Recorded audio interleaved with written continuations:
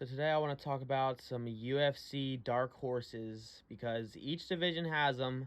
The guys who no one really thinks has a real chance of being champion. Everyone acknowledges them as good fighters, and we like them even, but these fighters get disrespected, and mark my words, one of these fighters is going to be champion, okay? We'll do one per division. A fighter who I think just doesn't get the recognition, doesn't get the credit they deserve, whether it's the win streak, the opponents they're beating, how they're beating them, it doesn't matter, okay? These guys are good, and they don't get enough credit, so I'm here to highlight them. We'll start with the good old flyweight division. Every fake hardcore fan's favorite division. They swear it's the best. Oh, everyone hates on flyweight, but dude, then you got these unranked flyweights going life and death in the prelims. Shut up! I've seen that Instagram real fucking caption so many times. No, the unranked flyweights do not go to life and death every time. Okay, the division sucks. It's terrible. But there's some fighters who are not so terrible, okay? Every division's got them, and we got Kai Kara France, okay? Now, I know this is a bit of a wild one because he's been in the UFC a while. He's been known. He has a fan base. And I know there's this dumbass narrative going on about Urseg getting KO'd by Kai Kara France, so now Urseg's not that good. Oh, he was never that good, man. No, okay? Kai Kara France is just that good, okay? And yeah, he's been around for a while. He's lost to a lot of people, but he's lost to the best of the best in the division. And if he's able to get his defensive grappling just a little bit better, I think he poses the biggest threat to the reigning champion in Pantoja. I think he does, you know? And I'm not just going to say it because he hits fucking hard. But, I mean, that's a big part of the argument. But he does. He holds one of the biggest threats to the division's champion. He does. Now, I'm going to be real. I don't think he's actually going to get the belt, but the flyweight division sucks, okay? This is the dark horse, boys. This is the most underrated guy who no one actually acknowledges could get the belt. He could. Hear me out. Pantoja has an iron chin, has a crazy gas tank, will out-grapple and out-scramble anybody. You're not going to beat him by decision. Urseg already gave the best fucking effort he could, and they didn't give it to him, even though Urseg should have got that decision, clearly. He won on damage. It's very clear if you actually watch the sport and know what you're talking about.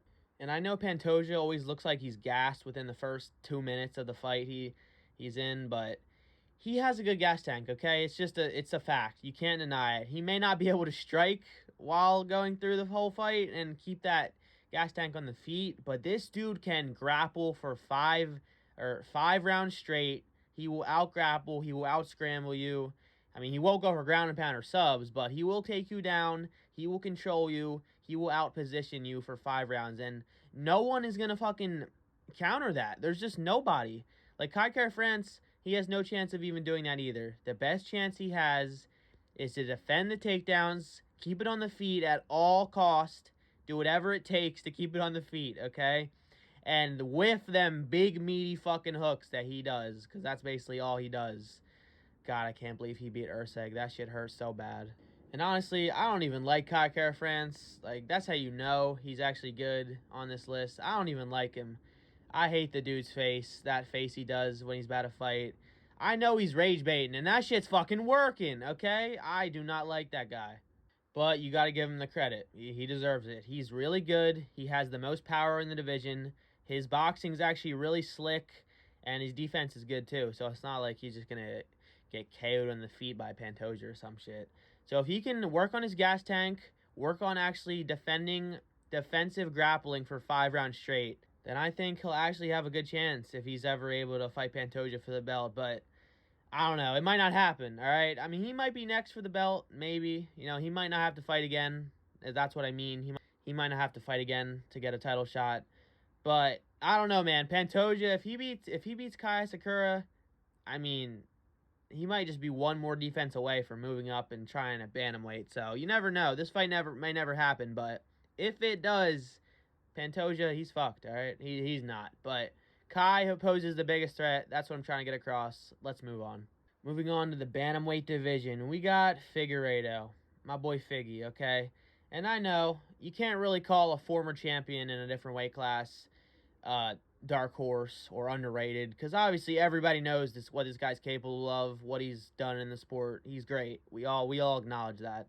But with how good Figgy has been looking at this division, and the level of competition he's fucking fighting and beating with ease, like, this guy's not getting enough credit. I don't think he is. I think people are not taking him seriously enough. And Merab calling for him to get the title shot, I don't think Figgy really deserves it yet. I think he does need one more win. But he only needs one more. I think he needs one more. He's a former champion. Give him the belt opportunity easier, okay? And he has a good shot. I really think he has a good shot at getting that second UFC belt wrapped around him. I really do. That light man skill is going to show like no other, okay? Trust me. Figgy is as well-rounded as it comes. His grappling is top level. I mean, his grappling could be a bit better, but his grappling's top level defensively and offensively. His striking's fucking disgusting. He fights like Prates. He's so nasty, so just... He's trying to hurt you, okay? He dropped fucking Cheeto. Who drops Cheeto? This guy has some of the hardest hitting punches in the division, and he's a fucking flyweight moving up. That makes no sense at all, but it's the case. He's literally the hardest hitting 135er. He probably is. I wouldn't be surprised. And he poses a threat to anybody. Whoever holds that belt when he gets his title shot, because he gonna get one. He gonna get one. Whoever it is, whether it's Sugar, Merab, Umar, I don't care, okay? I mean, I don't really want it to be Umar, because I don't think anybody's going to beat Umar, guys. Fuck, man. 2 years from now, every champ's going to be Dagestani, bro. It's just going to be so boring. But Figgy does struggle with his output a bit. He's a bit plotty. He's a bit of a slow starter, similar to Jan. I don't know. If he can fix that, I think he could starch Umar in the early rounds. I think he could starch Merab in the early rounds. And I think he'd probably implement the grappling to beat Sugar. So, I think he could beat a lot of the fucking top guys at this division. It's just a matter of time. Give him one more opponent. I don't even... Oh, wait, no, he's fighting. What am I saying? He's fighting Jan. Am I stupid as fuck? Yes? Dude, I forgot that. That card is so good. That fight is so good. So, yeah. Everything I said before this, don't listen, okay? If Figgy needs one more win, and it's going to be that Jan win. After he beats Jan, he doesn't have to fight again. He doesn't have to be next, but his next fight should be for a title, okay? If he beats Jan, boy, oh boy, he gets a title shot, please. Moving on, next we got the featherweight division, and there's no real point talking about this, because right now with Ilya fans, dude, you can't talk to him. You can't reason with him. You can't say anything. No matter what you say, oh, this guy could maybe have a competitive fight. Nope, Ilya is the best. He's the goat of the sport. He's going to fucking maul and destroy everyone. Shut up. All right? Can we fucking just, like, get excited for maybe a Diego Lopez to have a competitive fight? Or Movsar Evloev, who is my pick as the dark horse as of the fucking featherweight division. I just don't think this guy gets enough credit. I don't. I think his wrestling is the best we've ever seen in this division. It's so dominant. It's so clean. It's so slick. His takedowns are beautiful, beautifully timed. And I think he has one of the only styles that can actually challenge Ilya right now. And Ilya is fucking beatable. Stop acting like he's not. He's been chinned before, okay? He recovered, to be fair, but his chin is breakable. Let's not act like this guy's a destroyer of gods, okay? He's not. He's beatable. He's no Khabib. All right, no, Khabib's overrated. But Khabib did look like one of the most dominant fighters of all time. He never got dropped, never got hurt, really. Ilya has been hurt. He's been almost finished by a bum. So, calm down. And I do agree and acknowledge that Ilya's grappling is high level. And I don't think Islam would have his way with him. I think Ilya's grappling is really good. He's really strong. And he's no slouch in the grappling. But Movsar Evloev, hear me out. He has the exact type of style and game plan to beat Ilia Topuria. It's the only way you can beat him. I know a lot of people are saying you have to get Ilya out of there early to beat him. It's the only way. You have to finish him early before he actually gets his range and gets you trapped and finishes you. But I don't think that's true. I think the real way, the realistic way, because obviously Diego Lopez could starch Ilya in the beginning and he could win. But the realistic way someone's going to beat Ilia Topuria, this destroyer right now in the fucking featherweight division, just destroying everybody, legend after legend. You're going to have to implement the grappling, okay? You're going to have to make it a boring fight. It's just the truth. Movsar and his dominant grappling, his wrestling, not his jiu-jitsu. I don't think he's going to sub him. His wrestling and his crazy gas tank of just nonstop, constantly shooting on you, constantly feigning, constantly moving around, good foot movement. I think it's the only game plan that can act and style that can actually pose a threat to Ilia Topuria right now. It's going to take someone who can mix it up and actually implement the grappling so Ilia gets a little tired, maybe remove some of that speed and power towards the later rounds, you know? Movsar is also not just a grappler. He's an underrated striker, similar to Bilal, all right? His boxing is really underrated. Everyone acknowledges the grappling, but no one talk about the striking, okay? No, everybody talk about the kangaroo grappling, but no one talk about the striking. They don't, okay? But let's be real. Ilia's probably just going to plot armor his way through him and just KO him in the late rounds. It won't matter. This dude's unstoppable right now.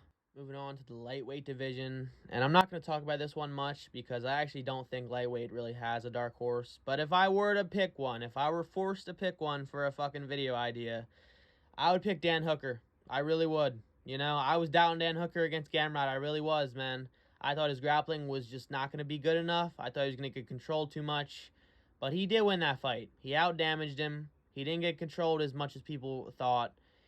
Like, control does not really matter if you don't do significant damage with it. It's just the truth, okay? And a lot of you guys need to realize that. Just because someone gets a takedown at the last minute of the round and controls the person for a minute, that doesn't override the damage that the person did the whole round, okay? That's not how it works. But Dan Hooker, I was about to say the unfinishable guy, but he has been starched. He has been finished before. And the CT is definitely piling up. But I think with someone like Islam, where I don't think he can beat Islam. Islam's going to be the GOAT of the sport. No one's beating him. But I think that someone like Islam or Arman at top, I don't really think he's going to get the belt. I don't. That's why I don't really think there's a dark horse in this division. These guys are just too good. They're just too separated in skill. It's just too big of a gap. But I think Dan Hooker, with his crazy gas tank, his crazy pressure, his crazy grit, his grappling is improving, and his striking is obviously improving as well. Kind of a bit similar to Justin Gaethje still, I'd say. A bit Bart Simpson-esque. But it doesn't matter, okay? MMA is MMA. It's bullshit, you know? Like, you don't have to have crisp, good striking. Look at Duplessis, the GOAT, dominating middleweight.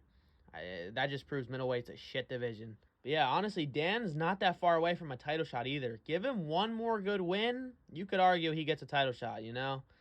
Maybe not. Maybe if he beats, like, Gaethje and then Oliveira, then he's obviously at a title shot. But honestly, you could say he deserves one after one more big-ass win, so I think it's realistic he gets a title shot. I do. I don't think he'll win. I think his grappling is still just a step behind. He was getting controlled a decent amount from Gamrot. Not as much as people thought, but he was still getting controlled too much for my liking to pick him against any of these crazy grapplers at the top of the division. It's just not going to happen. But if I had to pick someone, it'd be Dan Hooker. He's a dog. Moving on to the best division in the UFC, my favorite division. We got Joaquin Buckley at welterweight, okay? This was the idea for this video. He was the reason I made this video, so we're going to talk about him for a second here. Joaquin Buckley, big old buck. He does not get the credit he deserves, okay? Him at 185 and him at 170, completely night and day difference. You need to act like he made his debut at 170, okay? Because he is so much better. He's obviously a pretty short guy, so he fits way better at 170, not getting as outsized as he was at 185. The fuck was he doing there? And he might just be one win away from a title shot. He really might be, okay? Maybe one more after, because it's pretty log-jammed, the division right now. There's a lot of guys who are deserving, so he probably will need two more. Let's be real. Especially with it being Ian Gary, his next opponent, not like someone like Usman, who's a way better win. But, dude,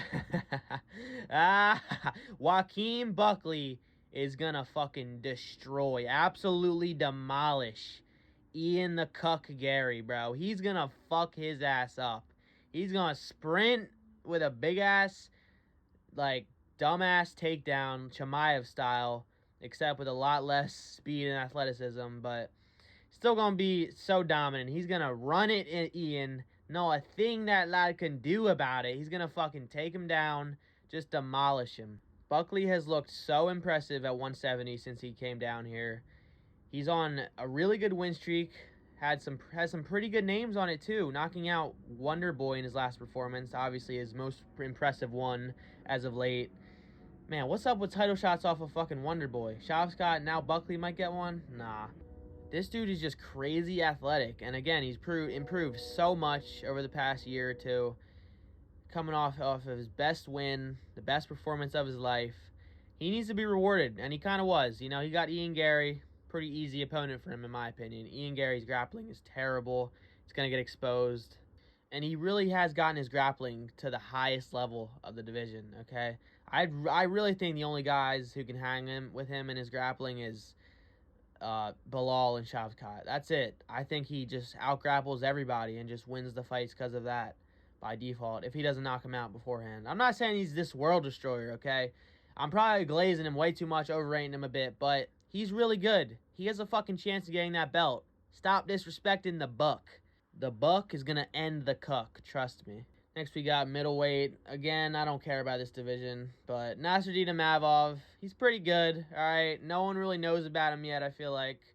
At least, obviously, the hardcores know, but in the casual fan base, nobody knows who the fuck this guy is. He has no fun, impressive performances. He's very boring to watch, I'm going to be real. He's not that bad. He's active on the feet, decent grappling, but I don't know. He just doesn't really damage people. He's not really fun. Like, his style's not fun and slick to watch. It just doesn't. But he's pretty good. You know, he sticks to the basics, has a decent 1-2. Pretty tall for the division, and yeah, he has a good chance probably of defeating Dricus. I think a lot of people could probably beat Dricus, but I don't think it's going to be Nasruddin. I don't think. So this guy's only like one win away from a title shot, and in reality, it's kind of crazy. I know I said that a lot about a lot of fighters in this video probably, but it's the truth. Like, a lot of these fighters at the top of the rankings, they're only 1 or 2 wins away from a title shot, so don't count any of them out, all right? Nasruddin Imavov could be champion in 2025. You never fucking know what dark timeline we're in, okay? Not that he's, like, that bad to watch, but I don't even know what this guy sounds like. I don't know him, you know? So I don't care. But I think he's pretty good. We'll call him the dark horse of the middleweight division, sure. Next, we got the light heavyweight division. Again, not too many good picks in this division as a dark horse, underrated fighter that could become champ. But I'm going to go Carlos Ulberg, you know? I know he's a bit of a hyped-up prospect at this point, but I feel like a lot of people disrespect him at the same time. He did get KO'd by Kennedy Nzechukwu, all right? It's his only loss, I think, but it is such a bad loss. He was boxing the bleeding head off him, laddie. He was boxing the bleeding head off him. He was fucking Kennedy up so badly. This was on the Contender Series. I watched it for this video again. Dude, what the fuck? His defense has gotten a lot better, obviously, since that fight. You know, sometimes you just gotta get KO'd by a bum in your early stages of your career, right? It happened to Islam, and now look at him. You know, it doesn't mean much. You can come back from a bad KO from a bum. It's true. So I'm gonna include him. You know, he's really good. Dude, he has crazy power in his hands. Crazy fast for this division. He's big. He's not like a small guy for the division or anything. He's big enough. I don't know if he can hang at welterweight or welterweight. I don't know if he can hang at heavyweight if he ever tried to move up or some shit, but he probably could. You know, heavyweights are terrible, so he probably could. But yeah, he's fast for the division. Really dynamic striking. Good grappling too. He's well-rounded. He can hang in the defensive and offensive grappling. I think he's really good. I think he'll probably challenge for a belt one day. Maybe not. It's a bit early to say that. His wins are not as impressive. Like, his name, the names he's beating is not that impressive, but I still think he's good, you know? Look out for him. Then we got the heavyweight division. Big old Blob City, you know? And I'm going to go with everyone's favorite Blob, you know? People forget, man. Shamil the Blob Gaziev, okay? Let me tell you about Shamil, all right? This guy, a fucking marauder, all right? You don't even... All right, let's just stop. I'm not putting him on the list. It was a joke. This dude's fucking terrible. I love the Gaziev joke, guys, but his fights are really boring. When are we going to start hating on him for it, all right? Come on. This division's so fucking bad. I don't care. You know, Mick Parkin. Fuck it. Mick Parkin, bruh. He's terrible, but he trains with Tommy Aspinall, so yeah, we'll go to Mick Parkin, man. He's gonna get the belt one day. Yeah, that's the whole video, guys. Honestly, I'm struggling with the video ideas. If y'all have any, put them in the comments. All right, now, don't do that. But yeah, I thought it was a pretty cool video. I really just wanted to talk about Joaquin Buckley because I think he's gonna destroy that cuck. He's gonna fucking embarrass him. I don't know if he'll finish him. I feel like it'll just be like a pretty dominant 3-round decision, but we'll see. Yeah, I'll see you guys in the next one.